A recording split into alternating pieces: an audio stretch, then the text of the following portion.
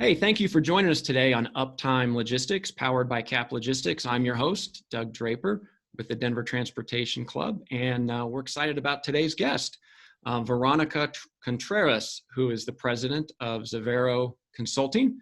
We're going to talk a little bit about Mexico manufacturing, some of the trends, some things to look out for in 2020, and how things have really evolved and changed over time. So we're really excited to have you with us, Veronica. Thanks for joining. Thank you, Doug. I'm excited to be here. Awesome. Before we jump into our content, we always like to learn a little bit about our guests. So maybe you talk to the audience kind of about yourself, your background, and how you got into the industry and where you are today. That'd be a great start. Awesome. So I started in the industry about 18 years ago. I actually went to high school with the owner's son of Co-Production International. Mm-hmm. And when I graduated college, he hired me and I started working for their company, their shelter company.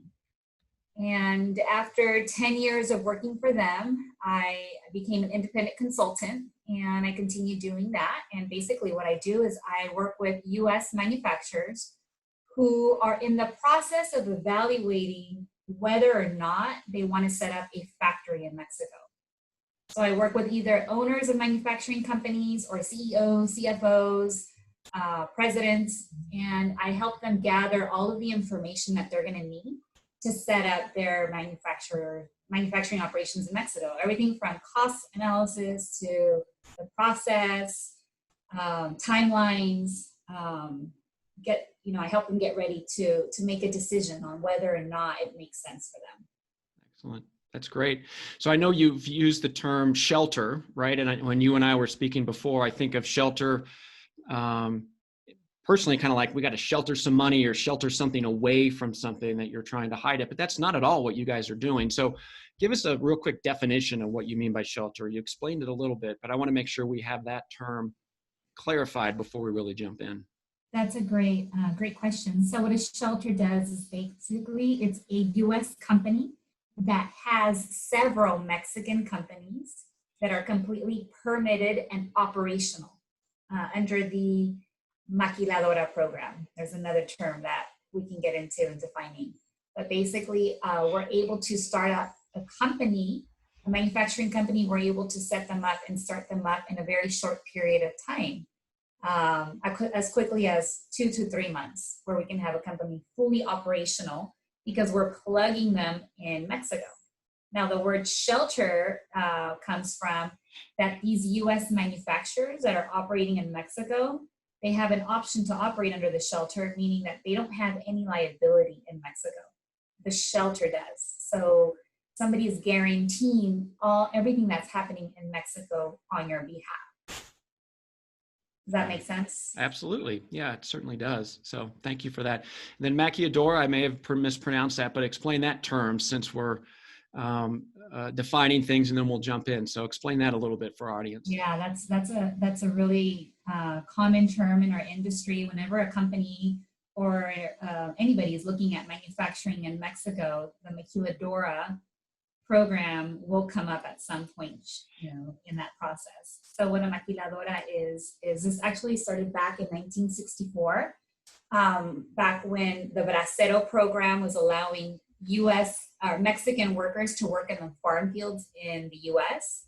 When that program ended, we had a bunch of labor that was sitting there, Mexican labor that was in the border region.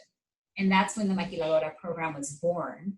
And basically what it allows is foreign investment, typically U.S. foreign investment, working in Mexico under a favorable trade agreement, which, right now the famous USMCA falls and plays into that. But basically we're trading goods back and forth at a no duty rate. So there's a lot of tax benefits that are part of that.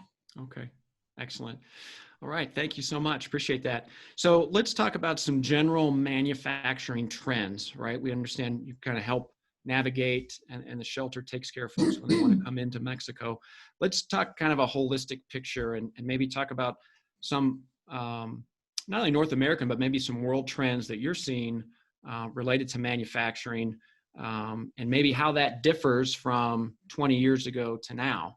And what I mean, maybe 20 years ago, only people cared about cheap labor, and now there's other factors that are involved with that. So maybe compare and contrast what it was like 20 years ago and maybe some trends that you're seeing in manufacturing.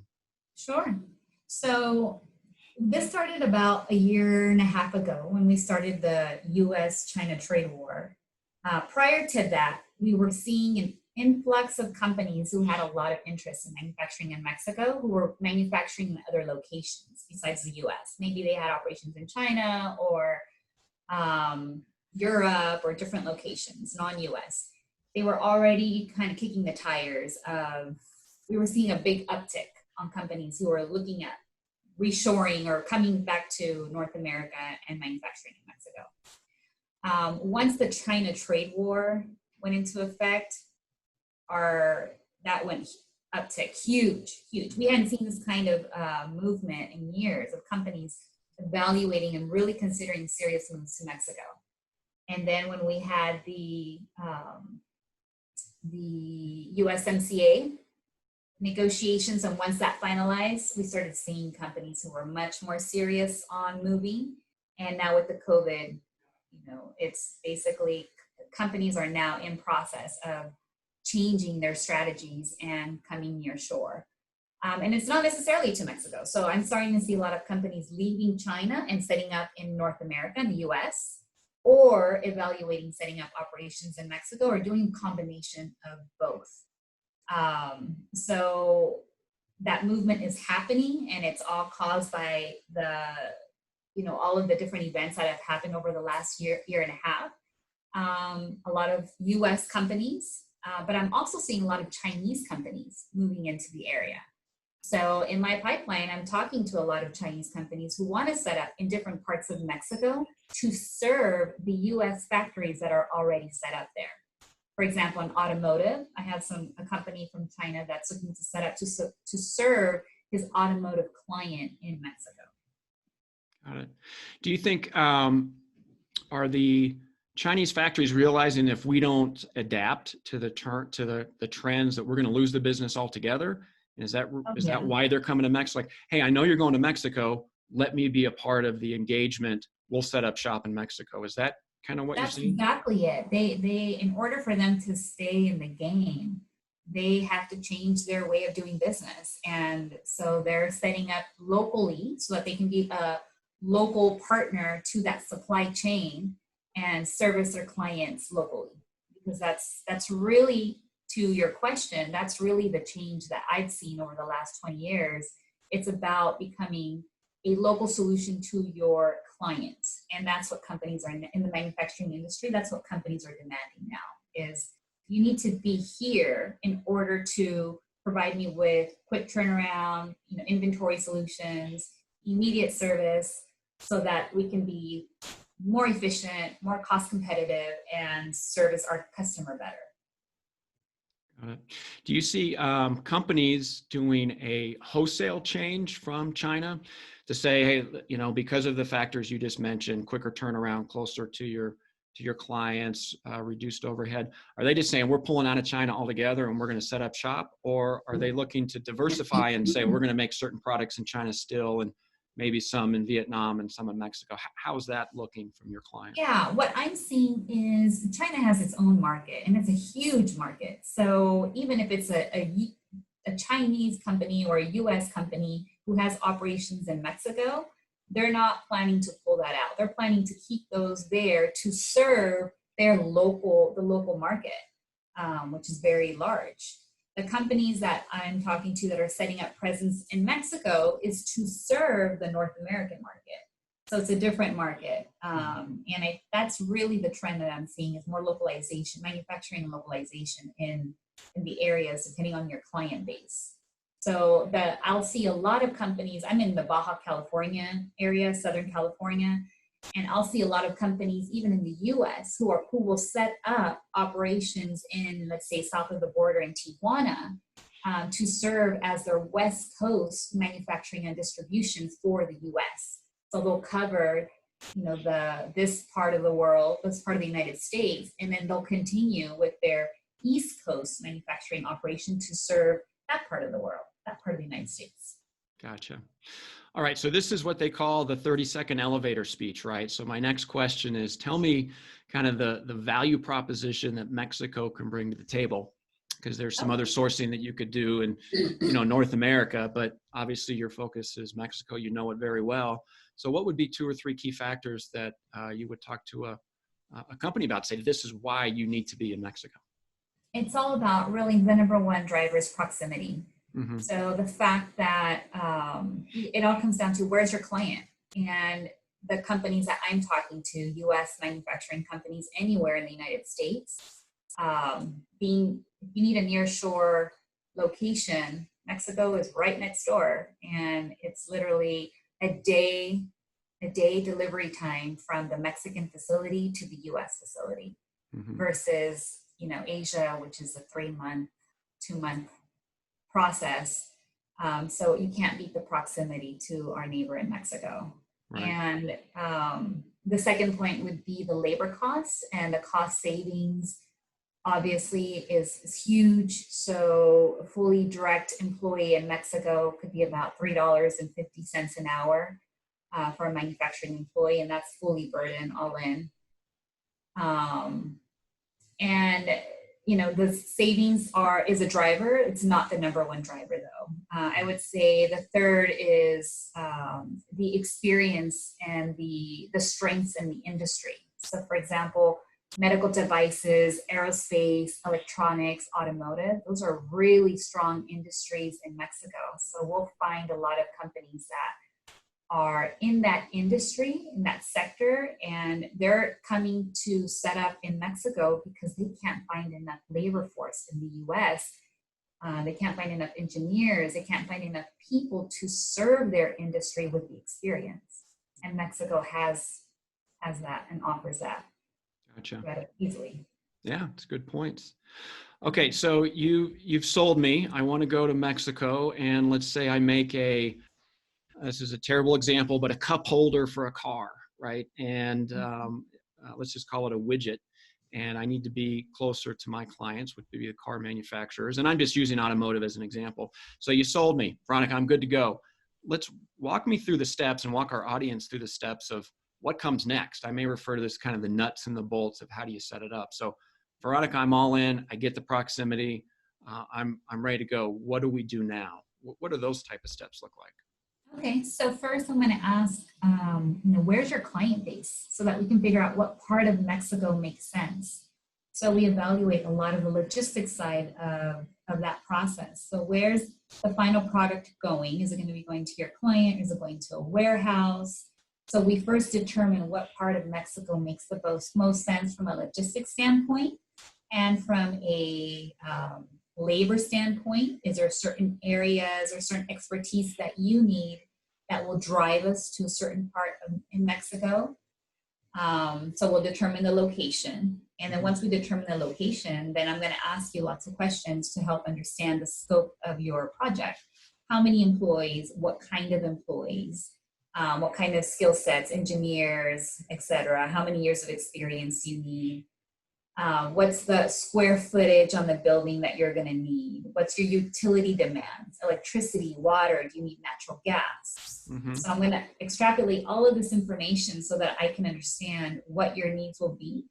And then we'll put this all on a cost analysis for you. So you'll be able to quickly see what your monthly operational expenses will be, as well as your startup expenses. And you can expect for, let's say, a company with 70 employees, who's operating in California, let's say, they would be saving about north of $2 million a year on labor. So I'll show you how that all works, and then I'll help you understand what your startup expenses are going to be. And once all that's kind of put together, then I help you understand what your timeline's going to look like, right? Because you're sold, you're ready to move forward, but we got to talk about time frames. These can take longer than we like. And then we talk about options, right? Do you want to operate under the shelter program, or do you want to own your own Mexican corporation? And what those differences are, and the differences in responsibilities and costs, etc. So once we do all that, then we get into contract execution, and basically my team will provide a full turnkey service, which means everything from real estate to hiring all the employees to full execution and getting you started. And once we get you started, then we continue providing all of the administrative services in accounting and human resources, finance, international trade and compliance, environmental health and safety. So we're basically your boots on the ground in Mexico. So that way your key executives are focused on manufacturing and training the employees.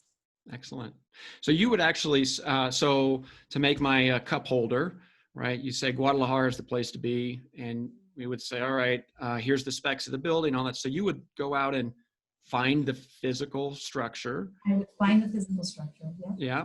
And then would we sign the lease directly, or would that be through the shelter group? That would be through the shelter. So if you operate under the shelter program, the shelter signs the lease agreement, hires the employees, and assumes all the responsibilities in Mexico. Wow. That's amazing. And then there's the ongoing support, right? So, hey, you got me up and running. I got my crew. I'm rocking and rolling. And 6 months down the road, there's problems. My labor force is challenged. I'm losing people, or I was just audited because the machine I'm using is emitting too much pollution. I can then come back to you and say, hey, I need help. These are all of that's what the shelter does. So we handle all of those problems, all of those audits, like with COVID right now. We've been managing all of the COVID situations, all the audits from the health departments, really keeping the doors open for our clients if they're essential, managing all the communication with the government, and doing what's necessary to support our clients there that have manufacturing operations in Mexico. Gotcha. And that's an ongoing service, or does that kind of sunset after a period of time? Like, hey, we'll help you for a year, and then we're going to turn the keys over and you're in charge. Or does the shelter program help and manage indefinitely?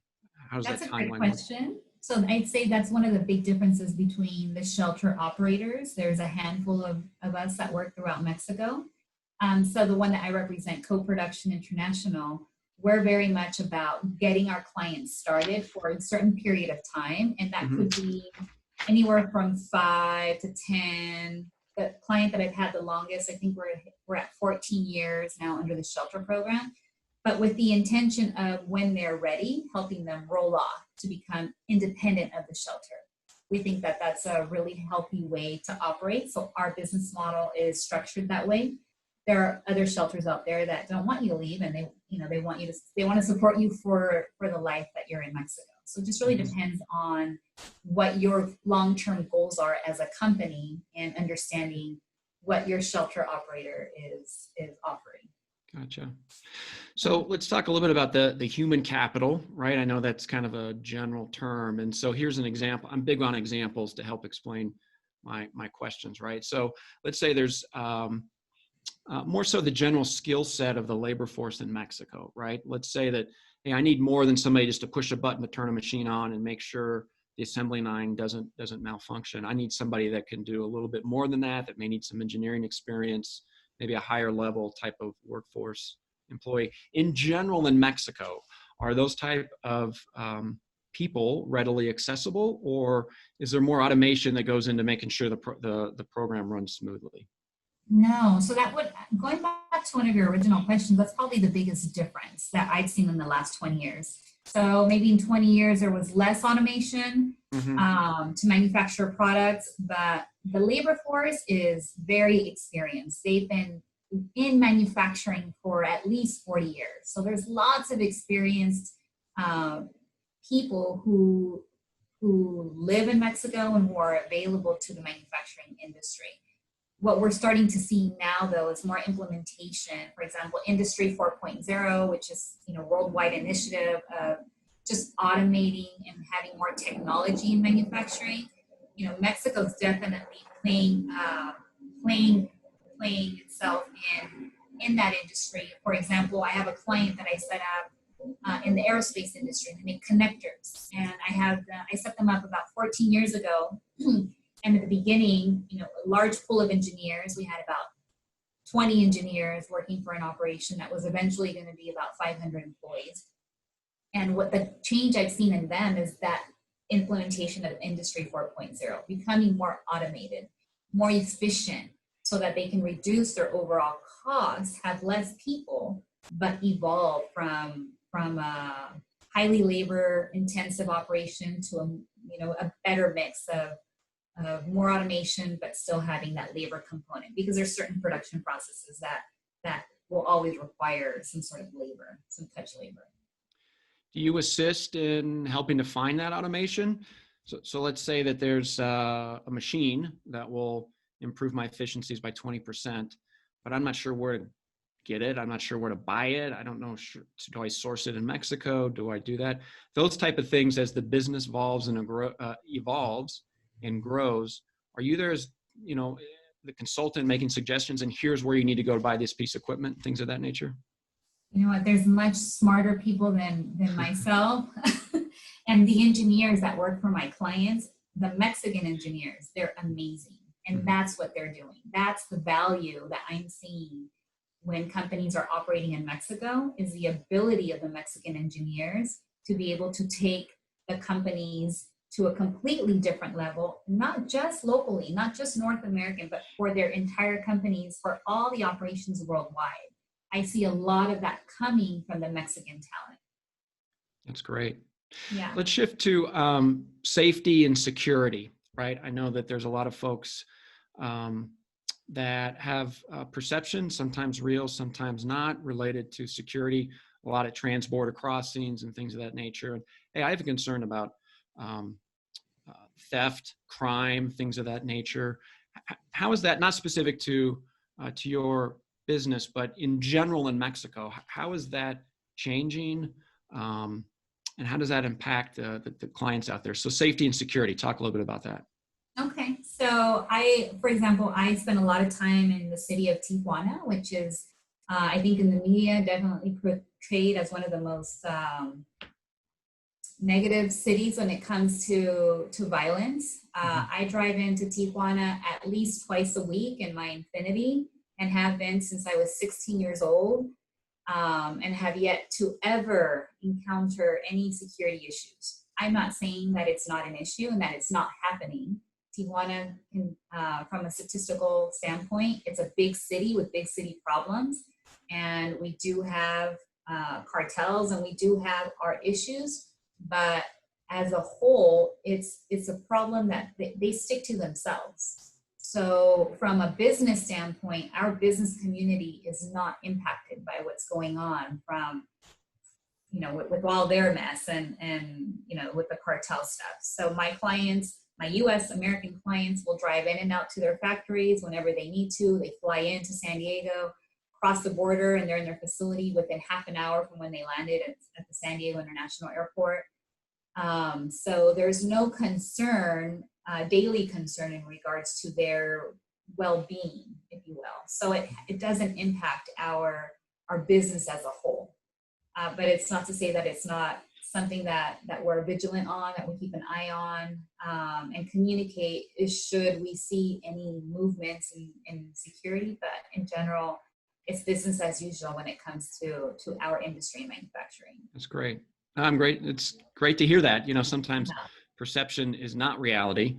And so that's terrific to hear that your organization really has that under control and really explains the realities of the situation. So let's shift to kind of the future of sourcing and manufacturing in Mexico. So we talked a little bit about how things were in the past, where they are now. Where do you see the manufacturing aspects of Mexico 5-10 years out? 10 may be a little long, but let's say 5 years out from now. What's changed and what's improved?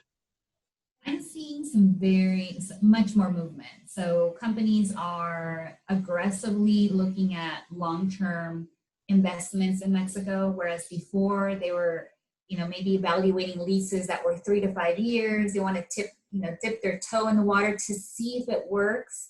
And that mindset has completely changed. I'm seeing companies and billion-dollar manufacturing companies who are making very sophisticated equipment, or for example, in the medical device industry, and it's no longer a question if Mexico's going to work.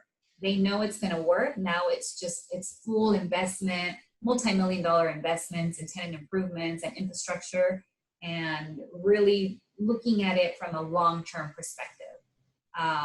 Lease agreements, perfect example. The 3 to 5 is now 10 to 15 years. So companies that are going in, they're no longer concerned whether or not they're going to find the labor force, whether or not the trade agreements are going to be favorable or not. They're very favorable to foreign investors who are operating in Mexico. So they're not afraid to make the long-term commitments. And I'm seeing much more sophisticated manufacturing processes being brought down, which is really exciting. Yeah, terrific. Yeah. What would be a couple of final thoughts or recommendations, right? So to customers that may have an interest to move down there, engage your company, and really open shop. So 2 or 3 things like, hey, you make sure you got to dot your I's and cross your T's on this one, stay away from that one. What are some parting thoughts that you would give out to our audience members? I would say find some good local partners in the city. If you already have a city identified, make sure that you're working with partners who really understand the city. Mexico still really operates under the local know-how, know-who, very important when setting up shop in Mexico and in the city or location or region that you want to set up in. And I would say buy-in from your key executives that are going to be a part of the move, of your U.S. executives. So what I do find a lot is that these projects are kept very confidential and a really very small group is aware of it. And when it comes to actually moving into Mexico, that's where a lot of the company may find some issues because their U.S. executives haven't bought in to the process. So really thinking that through appropriately, I think is important because these U.S. executives are really what are going to breathe some life into this project. And I would say one more tidbit would be to consider hiring local plant managers to come and work in the U.S. facility and train, not work, in the U.S. facility for a couple months prior to setting up the operation so that they can really understand the culture and the know-how and create a relationship with you so that when the transfer starts to happen, they have a really good connection with all the players who are going to be involved in overseeing the manufacturing operation in Mexico. Mm-hmm. That's a great piece of advice that sometimes can be overseen. You're so focused on a spreadsheet, analysis. I've used the terms, you're looking at the 15 feet in front of you, but you got to look at the 50 feet ahead of you so you can have the right people with the right education and the right know-how to run your business. So I would not have thought of that last point. So I appreciate you bringing it up. Yeah. So tell us a little bit as we wind down here. Obviously, there's some folks very interested. Tell our audience how to get in touch with you or what the best way is if they wanted to dive deeper and learn more about your services. What's the best way to do that? You can find me on LinkedIn. My name is Veronica Contreras and it's Zavero Consulting. You can shoot me an email or give me a call on my cell phone. And I will schedule some time with you so that we can talk about what your project's interests are so we can work on a cost analysis. That's excellent. That's terrific.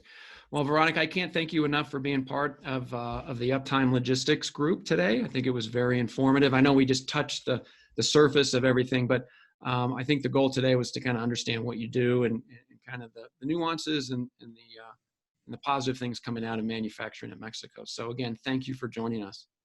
Thank you. All right. And I'd like to thank our audience for joining us today on Uptime Logistics. Of course, that's powered by Cap Logistics. You can find more information about the show in the description below. And don't forget to like and subscribe to the channel.